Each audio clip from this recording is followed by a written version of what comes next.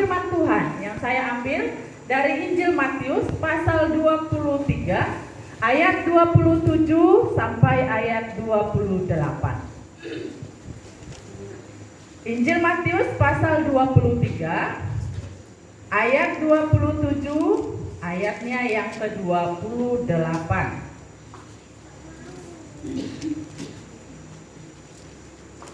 Kalau sudah ketemu, Injil Matius pasal 23 ayat 28 sampai ayatnya yang kedua, pasal 23 ayat 27 dan 28. Kalau sudah ketemu, kita akan membaca firman Tuhan ini silih berganti. Karena 2 ayat saja, berarti jemaat Tuhan 1, saya 1. Kalau sudah ketemu, mari jemaat Tuhan, saya persilakan untuk membaca ayat firman Tuhan ayat 27. Matius 23 ayat 27, 1, 2, 3. Celakalah kamu, hai ahli-ahli Taurat dan orang-orang Farisi, hai kamu orang-orang munafik, sebab kamu sama seperti kuburan yang dibalut putih, yang sebelah luarnya memang bersih tampaknya, tetapi yang sebelah dalamnya penuh tulang belulang dan penuh penyakit kotoran. Demikian jugalah kamu, di sebelah luar kamu tampaknya benar di mata orang, tetapi di sebelah dalam kamu penuh dengan kemunafikan dan kedurjanaan. Amin. Terima kasih untuk partisipasinya membaca kebenaran firman Tuhan pada pagi hari ini. Tuhan Yesus memberkati. Dari pembacaan firman Tuhan ini, Bapak Ibu Saudara, saya rindu membawa kita belajar dari satu judul firman Tuhan, yaitu dimurnikan dari kemunafikan. Dimurnikan dari kemunafikan. Saudaraku yang kekasih, di dalam Matius pasal 23 ini, di sana berisikan tentang kecaman Tuhan Yesus terhadap ahli-ahli Taurat dan orang-orang Farisi. Mengapa Tuhan Yesus mengecam orang-orang Farisi dan ahli-ahli Taurat? Karena mereka hidup di dalam kemunafikan. Karena mereka hidup di dalam kepura-puraan. Saya rasa semuanya sudah tahu apa itu berpura-pura. Berpura-pura baik, berpura-pura jahat, berpura-pura jelek, berpura-pura kaya. Nah, saudaraku yang kekasih, artinya hidup orang-orang Farisi, hidup ahli-ahli Taurat ini, mereka penuh kepalsuan, mereka penuh kepura-puraan. Karena apa yang tampak dari luar, ya, apa yang tampak dari luar berbeda dengan yang dilihat dari luarnya.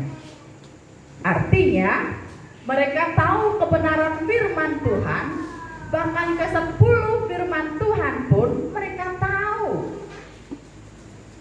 Tetapi Bapak Ibu Saudara, mereka tidak melakukan firman Tuhan yang mereka tahu itu. Mereka sebatas tahu saja, tetapi tidak melakukan firman Tuhan itu. Dalam hal ini, saudaraku, bahkan perbuatan mereka juga menyimpang jauh dari kebenaran firman Tuhan yang diajarkan mereka kepada orang-orang lain. Jadi, sikap munafik adalah satu sikap di mana seseorang menutupi kekurangannya. Sifat munafik ini artinya di mana seseorang menutupi kesalahannya, ya, menutupi kesalahannya dengan berbagai macam cara kelicikan. Jadi dalam hal ini saudara, contohnya di hadapan banyak orang, ya, di hadapan banyak orang, orangnya berlaku baik, orangnya ramah, orangnya sok rohani, bahkan saleh, ya. Padahal apa yang ada di hatinya sangatlah bertolak belakang dengan apa yang dia ungkapkan, apa yang dia ucapkan. Oh, tadi kita melihat orangnya sopan, Tadi kita melihatnya orangnya ramah, tapi di dalam kehidupannya sebenarnya apa yang ada di dalam hatinya jauh bertolak belakang dengan apa yang dia katakan. Itu adalah orang yang munafik, ya, orang yang penuh dengan kepura-puraan. Jadi dalam hal ini saudaraku, bahkan motivasi di dalam pelayanan mereka tidaklah benar. Karena apa? Motivasinya salah, motivasinya tidak benar. Karena di dalam ayat firman Tuhan ada bukti kalau seseorang itu bisa munafik, ya. Sebagai buktinya ada di dalam ayat 5a.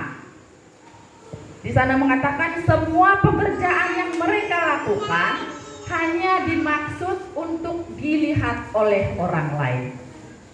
Ya, contohnya, jika kita melayani, jika kita memberi, saya mau orang lain melihat. Kalau tidak dilihat orang melayani, kalau orang lain tidak melihat saya memberi, itu bukan memberi. Nah, itu motivasi yang salah, motivasi yang tidak benar. Saudaraku yang kekasih di dalam Tuhan Yesus Kristus, tidak banyak orang Kristen seperti itu, ya, munafik. Dan kita katakan, oh ini kan orang Kristen, pasti orang-orang Kristen itu baik-baik saja. Wah, jangan salah, ya. Syukur, puji Tuhan kalau kita semua baik-baik saja. Tetapi firman Tuhan menjadi kebenaran dalam hidup kita sebagai anak-anak Tuhan. Kita harus berpatokan kepada kebenaran firman Tuhan, kepada Alkitab sebagai pedoman hidup kita sebagai orang-orang Kristen. Ini bukti bahwa ada orang Kristen yang melayani dengan motivasi yang salah. Ada orang Kristen yang melayani dengan motivasi yang tidak benar. Tidak ada kasih di sana. Di dalam pelayanannya tidak ada kasih. Kemudian kasih itu sebenarnya mendasari pelayanan kita.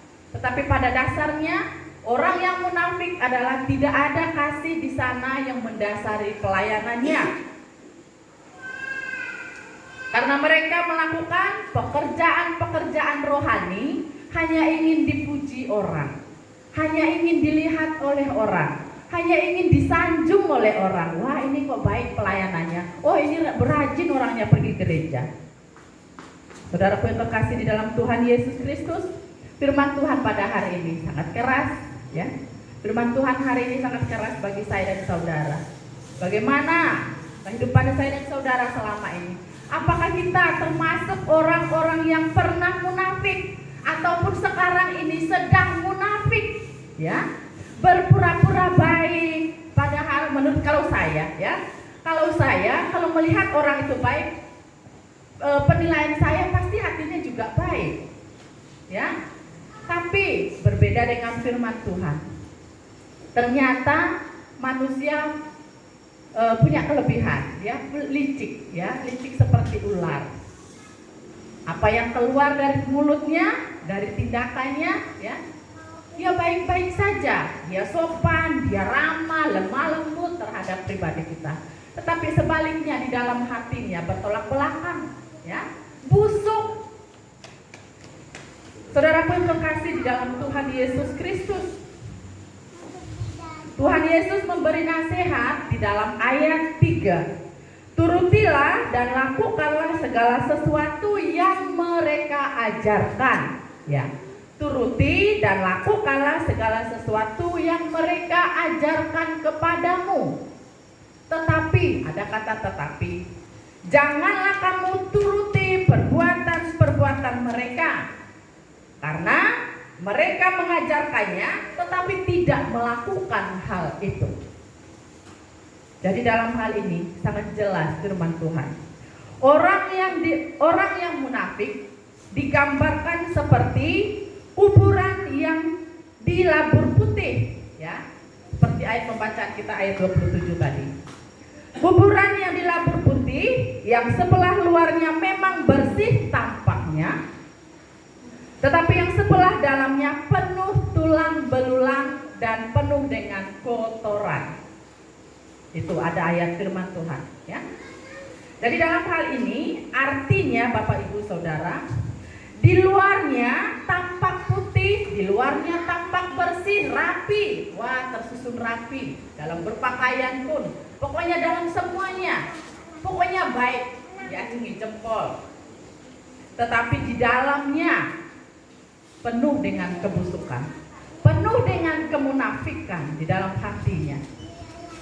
Jadi dalam hal ini yang menjadi pertanyaannya, seperti pertanyaan saya tadi, apakah saya dan saudara adalah termasuk orang-orang yang munafik, yang kelihatan luarnya tampak baik, tampak ramah, ya, sopan, rohani, ya, saleh, tetapi di dalam ataupun di luarnya, di dalamnya adalah penuh dengan kebusukan. Jadi dalam hal ini saudaraku yang kekasih di dalam Tuhan Yesus, tanpa disadari sifat munafik ini telah mendarah daging dalam kehidupan orang-orang Kristen, orang-orang percaya.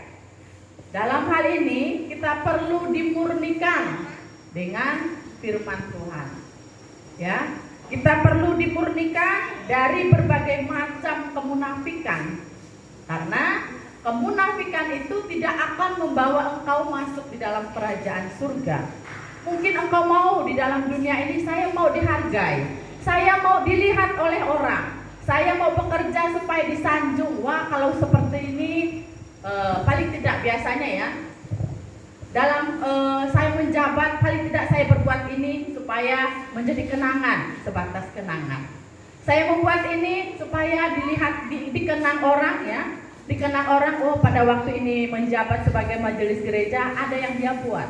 Nah, dia melihat hal itu. Tapi dalam hal itu tidak ada motivasi yang benar, saudaraku yang kekasih. Tidak memiliki motivasi yang benar di dalam melayani, melakukan apa yang Tuhan inginkan dalam kehidupan kita. Jadi dalam hal ini saudaraku, kita perlu dimurnikan sekali lagi dari berbagai macam kemunafikan, supaya apa yang kita lakukan bukan untuk dilihat oleh orang lain, bukan untuk disanjung, bukan untuk ingin dilihat ataupun dipuji oleh orang lain, tetapi supaya berkenan di hadapan Tuhan. Lakukan semua apa yang Tuhan inginkan dalam hidup kita, ya, yang berkenan kepada Tuhan. Firman Tuhan sangat tegas di dalam Matius pasal 7 ayat 5. Di sana mengatakan, "Hai orang munafik, keluarkanlah dulu balok di matamu, supaya engkau melihat dengan jelas selumbar." Ya, selumbar itu artinya serpihan kayu di mata orang lain. Seringkali terjadi di dalam kehidupan setiap orang percaya. Dia tidak menyadari balok di matanya, tetapi selumbar saja kayu di mata orang lain, oh dia sudah tahu, ya. Tahu, dia bisa menilai ini dari 1 sampai 100. Wow, ini loh kelemahannya ini. Ini loh kelemahan orangnya ini, orangnya seperti ini, orangnya seperti ini.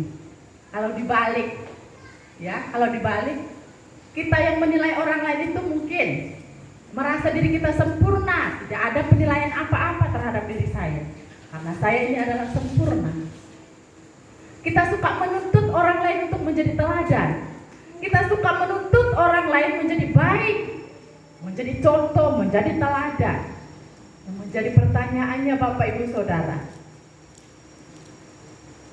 seberapa baik engkau menjadi teladan bagi keluargamu, bagi orang-orang yang ada di sekitarmu? Mungkin engkau mengatakan, oh si A ini kok orangnya ini seperti ini, orangnya ini seperti.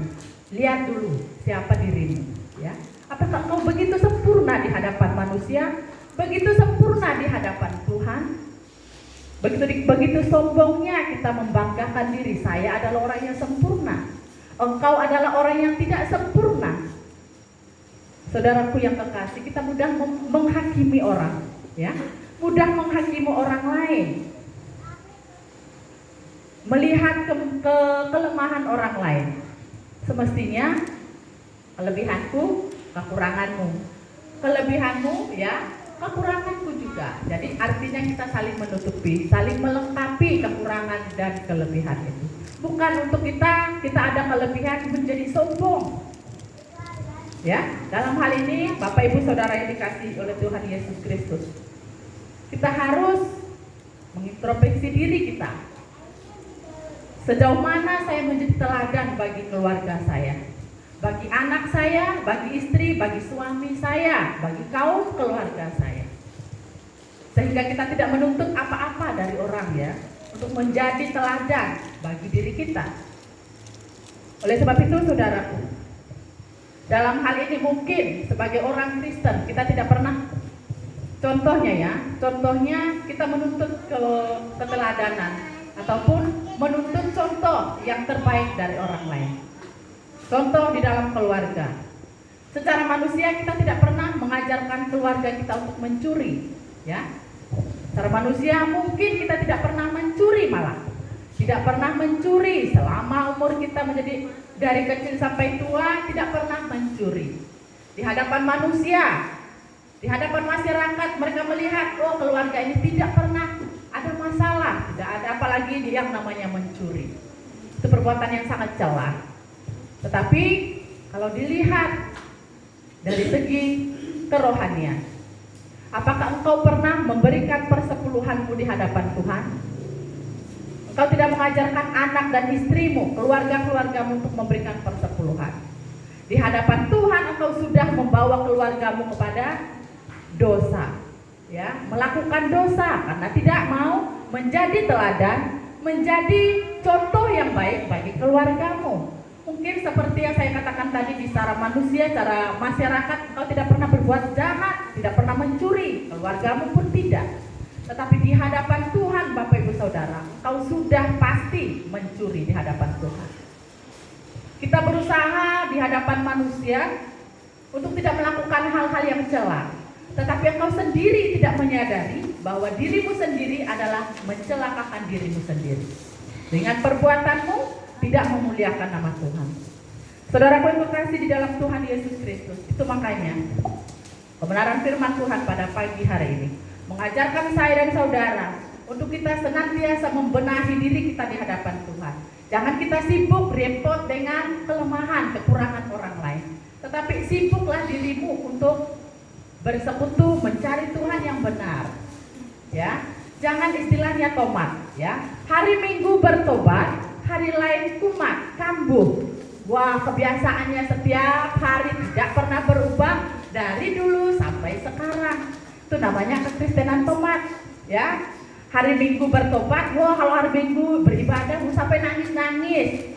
Karena serasa orangnya rohani sekali, baik sekali, menikmati, mengekspresi semua ibadah itu. Ya, pulang dari gereja hari Senin sampai hari Sabtu, kembali lagi ke kubangannya. Apalah bedanya, ya? Itu namanya orang yang munafik, ya. Munafik di hadapan Tuhan. Oleh sebab itu saudaraku yang terkasih di dalam Tuhan Yesus Kristus, buanglah segala kemunafikan, karena Tuhan yang kita sembah tidak suka melihat orang-orang yang munafik. Dia mau melihat orang yang apa adanya, ya. Dia mau melihat orang yang apa adanya, dan dia akan memalingkan wajahnya terhadap orang-orang yang munafik. Sehingga orang-orang yang munafik, berkat Tuhan pun akan tertutup bagi dirimu, baik keluargamu, pekerjaanmu, dan seisi rumahmu, karena engkau adalah orang-orang yang munafik. Mari Bapak Ibu Saudara yang dikasihi, mari kita berusaha hidup benar di hadapan manusia, teristimewa di hadapan Tuhan. Di hadapan manusia yang bisa dilihat saja kita banyak munafik, apalagi di hadapan Tuhan yang tidak bisa kita lihat. Mungkin 1001 macam kali perbuatan munafik itu yang kita perbuat, karena kita merasa Tuhan tidak pernah kita lihat. Ya, sebagai pelajaran dalam hidup kita, manusia yang kita lihat saja kita berlaku kasar, berlaku tidak sopan, ya, berlaku banyak munafiknya, apalagi di hadapan Tuhan. Oleh sebab itu, biarlah kebenaran firman Tuhan pada pagi hari ini memberkati kita, menjadi awasan bagi kita untuk kita dimurnikan dari segala kemunafikan kita. Kita berdoa. Tuhan Yesus, terima kasih untuk kebenaran firman-Mu. Biarlah kebenaran firman Tuhan pada pagi hari ini boleh mengingatkan kami untuk kami dimurnikan dari kemunafikan kami. Jadikan kami hidup yang berkenan di hadapan-Mu ya Tuhan Yesus. Kami rindu boleh menjadi anak-anak Tuhan yang tulus, yang murni di hadapan-Mu. Jangan biarkan kami hidup di dalam kemunafikan kami. Oleh sebab itu Tuhan, biarlah kebenaran firman Tuhan pada siang hari ini boleh mengambil bagian dalam hidup kami, untuk kami bisa renungkan, untuk bisa kami lakukan dalam hidup kami, sehingga kami boleh berkenan di hati Tuhan Yesus. Terima kasih Tuhan untuk kebenaran firman-Mu. Di dalam nama Tuhan Yesus kami berdoa dan bersyukur. Haleluya. Amin. Saya kembali